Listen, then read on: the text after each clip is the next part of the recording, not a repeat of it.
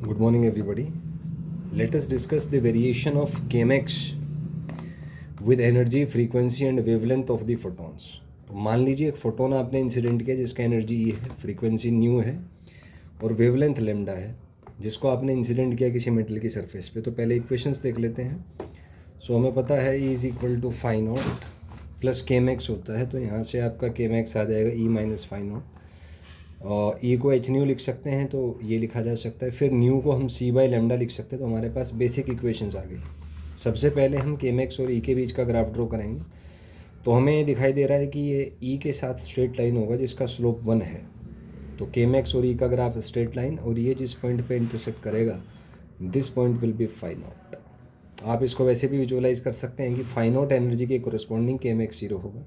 और ये जो इंटरसेप्ट है यहाँ से आप अगर ई को ज़ीरो कर दें तो के का वैल्यू माइनस फाई नॉट आएगा, जो कि वर्क फंक्शन ऑफ मेटल होता है। अगला देखें, kmax और ई का जो ग्राफ है, अगर दो डिफरेंट मेटल्स हमें दिए हुए हैं तो ग्राफ स्ट्रेट लाइन होगा, पैरेलल होंगे आपस में, और जिसका वर्क फंक्शन ज़्यादा है उसका इंटरसेप्ट भी ज़्यादा होगा। इस ग्राफ की एनालिसिस से हम कह सकते हैं कि थीटा ए और थीटा बी बराबर होंगे 45 के।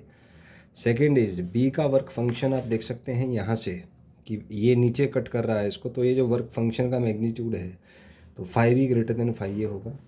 और जिसका वर्क फंक्शन ज़्यादा है उसका फ्रीक्वेंसी भी ज़्यादा होगा, थर्ड हो जाएगा। और जिसका फ्रीक्वेंसी ज़्यादा उसका वेवलेंथ कम, तो इसमें वेवलेंथ में इन्वर्स रेशो हो जाएगा। यहाँ से हम एक कंक्लूज़न भी ड्रॉ कर सकते हैं कि किसी गिवन मेटल के लिए काइनेटिक एनर्जी और एनर्जी ऑफ फोटोन का ग्राफ जो है वो स्ट्रेट लाइन होता है जिसका स्लोप 1 है, और kmax एक्सिस पर इंटरसेप्ट होता है माइनस ऑफ फाई नॉट।